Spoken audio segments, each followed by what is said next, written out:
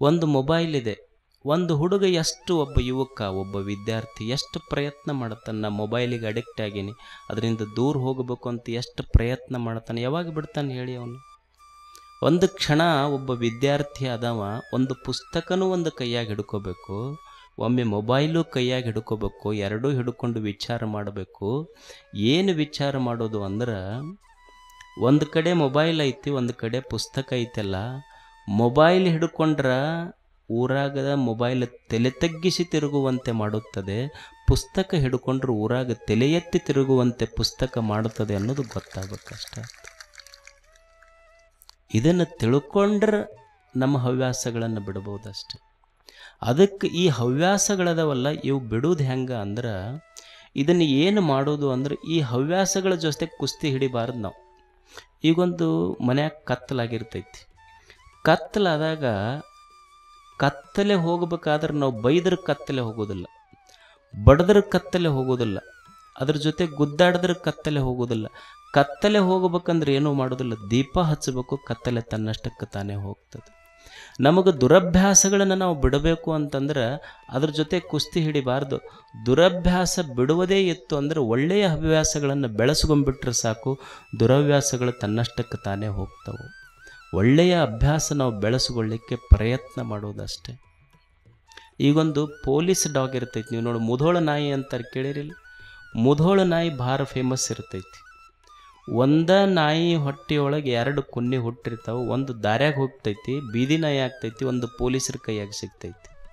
ಒಂದು ದಿವಸ ಈ ಡಾಗ್ ಶೋ ನಾಯಿಗಳ ಪ್ರದರ್ಶನ ಇರ್ತೈತಲ್ಲ, 2 ನಾಯಿಗಳು ತೊಗೊಂಬರ್ತಾರೆ. ಒಂದೇ ತಾಯಿಯೊಳಗೆ ಹುಟ್ಟಿದ 2 ಕುನ್ನಿಗಳು ಒಂದು ಪೊಲೀಸರ ಕೈಗೆ ಸಿಕ್ಕೈತಿ, ಒಂದು ಬೀದಿ ನಾಯಿ ಆಗೈತಿ. 2 ಹಿಡ್ಕೊಂಡು ನಿಂತಾರ. ಒಂದಿಷ್ಟು ಮುಂದೆ ಬಿಸ್ಕಿಟ್ ಹಾಕ್ಯಾರ. ಬಿಸ್ಕಿಟ್ ಹಾಕಿದ್ರೆ ಸ್ಟ್ರೀಟ್ ಡಾಗ್ ಇತ್ತಲ್ಲ, ಬೀದಿ ನಾಯಿ ಪಟ್ನ ತೊಗೊಂಡು ಓಡಿ ಹೋತು. ಆದರೆ ಅದೇ ಪೊಲೀಸರ ಡಾಗ್ ಇತ್ತಲ್ಲ, ಅದು ಟ್ರೇನ್ಡ್ ಡಾಗ್, ಅದು ಟ್ರೇನ್ ಮಾಡಿದ ನಾಯಿ, ಅದು ಅಭ್ಯಾಸ ಮಾಡಿಸಿದ ನಾಯಿ, ಅದು ಹಂಗೆ ತಗೊಳ್ಳಿಲ್ಲ. ಅದು ಯಾವಾಗ ಪೊಲೀಸ್ ಅವನ ಕಮೆಂಡ್ ಕೊಡೋ ಮಟ್ಟ ಅನ್ನೋದು ಹೋಗಿ ತಿನ್ನಲಿಲ್ಲ ಅದು. ಹಂಗೆ ನಮ್ಮ ಮನಸ್ಸು ಬೀದಿ ನಾಯಿ ಆಗಬಾರ್ದು, ನಮ್ಮ ಮನಸ್ಸು ಟ್ರೇನ್ಡ್ ಡಾಗ್ ಆಗಬೇಕು, ಅಂದಾಗ ಕರೆಕ್ಟ್ ಆಗ್ತದೆ ಅಷ್ಟೇ. ಇದು ಅಭ್ಯಾಸ. ಇದು ಕೆಟ್ಟ ಹವ್ಯಾಸಗಳನ್ನು ನಾವು ಬಳಸ್ಕೊಂಡಿವಿ ಅಂದರೆ ಅದು ಹ್ಯಾಬಿಟ್ ಆಗುತ್ತಷ್ಟೆ. Habit becomes character, character becomes our nature, nature becomes our future ಅಷ್ಟೆ. ಒಳ್ಳೆಯ ಹವ್ಯಾಸಗಳನ್ನು ಬಳಸ್ಕೊಂಡ್ರೆ ಒಳ್ಳೆಯದು, ಕೆಟ್ಟ ಹವ್ಯಾಸ ಬಳಸ್ಕೊಂಡ್ರೆ ಕೆಟ್ಟದ್ದಷ್ಟೆ. ಅದಕ್ಕೆ ಒಳ್ಳೆಯ ಹವ್ಯಾಸಗಳನ್ನು ಅಭ್ಯಾಸ ಮಾಡೋದು ನಾವು. ಏನು ಸಂತರು ಶರಣರು ಅಂದ್ರೆ ಎಲ್ಲರೇ ಆಗ್ತಾರಂತಲ್ಲ, ನಾನು ಕೆಟ್ಟದ್ದು ಬಿಡಬೇಕನ್ನುವ ಒಂದು ಸಂಕಲ್ಪ ಮಾಡಿದ ಕ್ಷಣವೇ ನಾನು ಸಂತ ಅಷ್ಟೆ. ಕೆಟ್ಟವನಾಗಲಿಕ್ಕೆ 60 ವರ್ಷಗಳ ಮನುಷ್ಯನಿಗೆ ಬೇಕಾಗಬಹುದು, ಸಂತನಾಗಲಿಕ್ಕೆ ನಾನು ಈ ಕ್ಷಣಕ್ಕೆ ಒಳ್ಳೆಯವನಾಗುವೆ ಅನ್ನುವ ಸಂಕಲ್ಪ ಸಾಕು, ಒಳ್ಳೆಯವನಾಗ್ತಾನೆ ಅಷ್ಟೆ.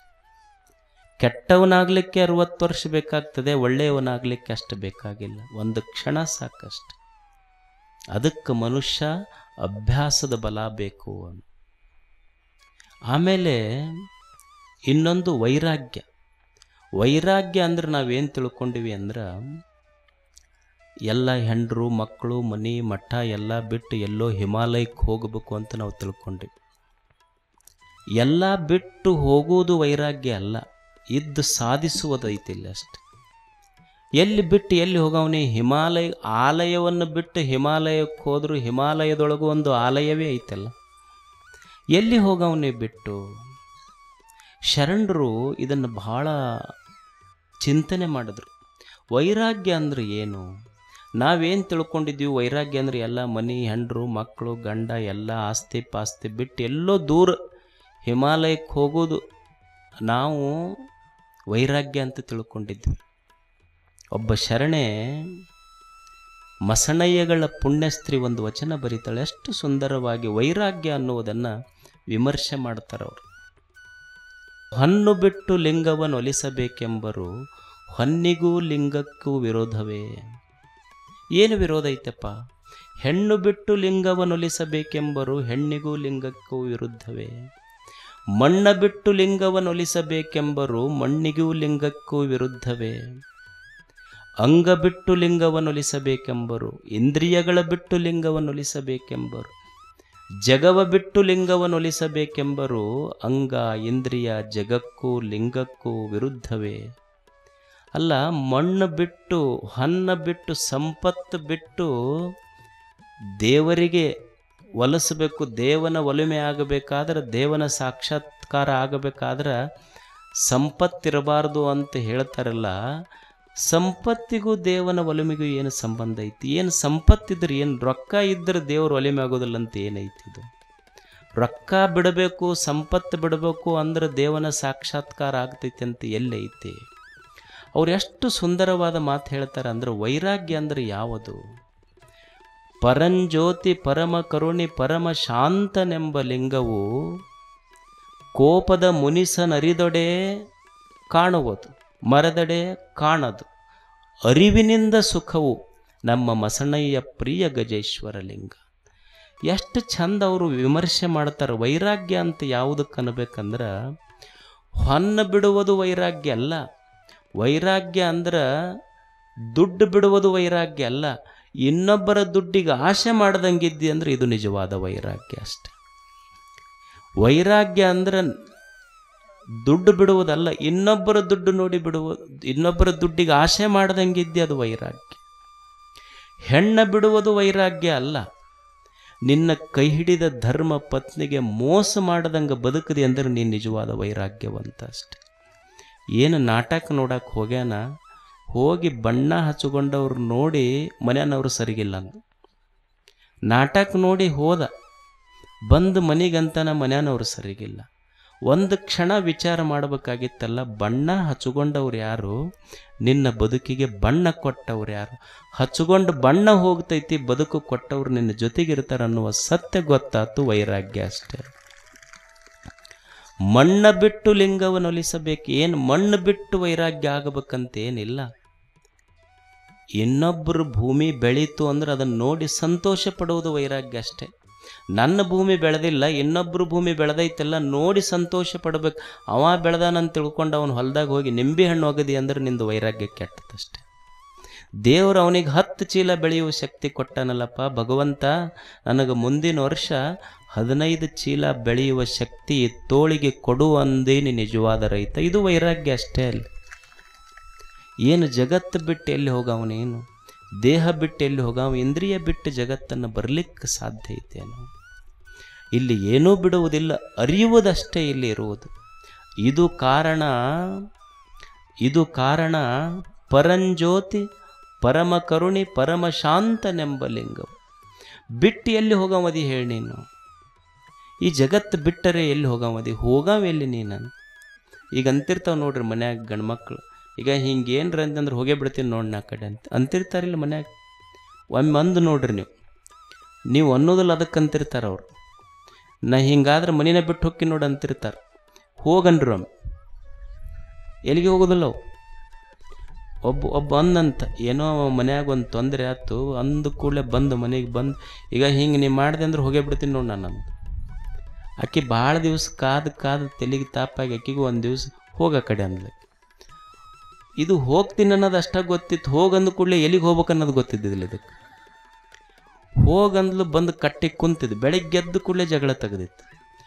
ಅಕ್ಕಿಗೂ ಸಾಕಾಗಿ ಹೋಗಿತ್ತ. ಮಸ್ತ್ ಅಂಗಡಿಗೆ ಹೋಗಿ ಹಸೆ ಹಿಟ್ಟ ಮೆಣಸಿನಕಾಯಿ ಮಂಡಕ್ಕಿ ತಂದು ಮಸ್ತ್ ಒಗ್ಗರಣೆ ಮಿರ್ಚಿ ಮಾಡಿ ವಾಸನೆ ಬಡಿಯುವಂಗೆ ಅದಕ್ಕೆ ಅದು ಹೋಗಿ ಹೊರಗೆ ದೂರ ಬೆನ್ನು ಕಟ್ಟಿಗೆ ಕುಂತಿತ್ತು. ಕಮ್ಮಗೆ ತಿನ್ಲಕ್ಕೆ ಅದಕ್ಕೇನು ಒಳಗೆ ಬಾನ್ಲಿಲ್ಲ. ಅದು ಹುಚ್ಚ ಇಷ್ಟು ಮಬ್ಬಿತ್ತಲ್ಲ, ಎದ್ದು ಕೂಡಲೇ ಜಗಳ ತೆಗೆದಿತ್ತದು. ಗಂಡ್ಮಕ್ಳಿಗೆ ನಿಮಗೊಂದಿಷ್ಟು ಟಿಪ್ಸ್ ಹೇಳ್ತೀನಿ ನಾನು. ಜಗಳ ತೆಗಿಬೇಕು, ಎದ್ದು ಕೂಡಲೇ ತೆಗಿಬಾರ್ದು, ನಾಷ್ಟ ಆದಮೇಲೆ ತೆಗಿಬೇಕಷ್ಟೆ. ಇದು ಹುಚ್ಚು ಗೊತ್ತಿರಲಿಲ್ಲ. ಎದ್ದು ಕೂಡಲೇ ಜಗಳ ತೆಗೆದು ಹೋಗ್ತೀನಂತ ಅವ್ರು ಹೋಗಂದ್ರು. ಕಟ್ಟಿ ಮೇಲೆ ಕುಂತು ಅವರೆಲ್ಲ ಕಮ್ಮಗೆ ಶಿಸ್ತು ನಾಷ್ಟ ಮಾಡಿ ತಿಂದು ಕಟ್ಕೊಂಡು ಹೊಲಕ್ಕೆ ಹಂಗೆ ಹೋಗಲಿಲ್ಲ, ಮತ್ತೆ ಕೀಲಿ ಹಾಕ್ಕೊಂಡು ಹೋದ್ರು ಅವರು. ಇದು ಮತ್ತೆಲ್ಲರ ಒಳಗೆ ಬಂದೆತ್ತಾನೆ. ಕಟ್ಟಿ ಮೇಲೆ ಕುಂತು ಅಷ್ಟ ಕುಂತು ಏನು ಮಾಡ್ತೈತೆ ಅಲ್ಲಿ? ಓಣ್ಯಾಗ ಯಾರು ಕೊಡ್ತಾರೆ? ಎಲ್ಲರೂ ಹೊಲಕ್ಕೆ ಹೋದ್ರು ಬಿಸಿಲಾಗ. ಆ ಹೊಲಕ್ಕೆ ಹೋದ್ಲು. ಇದು ಅಡ್ಡಾಡ್ಕೊಂತ ಆ ಕಡೆ ಈ ಕಡೆ ಅಡ್ಡಾಡ್ಕೊಂತ ಬಿದ್ದು ಮಂದಿ ಚುಟ್ಟ ಸೇದ್ಕೊಂತ ಹನುಮಂದಿಯವ್ರ ಗುಡಿ ಕಡೆ ಬಂದು ಸಾಯಂಕಾಲ 6 ಗಂಟೆ ಆಗಿತ್ತು. ನೀರಿಲ್ಲ ಕೂಳಿಲ್ಲ. ಆ ಕಡೆ ಓಣ್ಯಾಗಿಂದ ಒಂದು ಹುಡುಗ ಬಂತು. ಬಂದು ಕೂಡಲೇ ಆ ಹುಡುಗ ಕೇಳ್ತಂತ, ಅಲ್ಲ ತಮ್ಮ ನಿಮ್ಮ ಅಕ್ಕ ಏನಾರ ಕೇಳಲ್ಲ ನನಗೆ, ಇಲ್ಲಿ ಬಿಡು ಮಮ್ಮಿ ಒಟ್ಟ ಕೇಳಿಲ್ಲ, ಒಟ್ಟ ಕೇಳಿಲ್ಲ. ಅಲ್ಲಿ ಕೇಳಿಲ್ಲ ಅಂದ್ರೆ ಕೇಳಿಲ್ಲ, ಮತ್ತು ಒಟ್ಟ ಕೇಳಿಲ್ಲ ಅನ್ನೋದೇನೈತೆ ಅದ್ರ ಕೇಳಿಲ್ಲ. ಇದು ಆ ಕಡೆ ಈ ಕಡೆ ನೋಡ್ತಿ, ರಾತ್ರಿ ಊಟ ಇಲ್ಲ, ಮಠಕ್ಕೆ ಹೋತು, ಊರಾಗೊಂದು ಮಠ ಇತ್ತಲ್ಲಿ.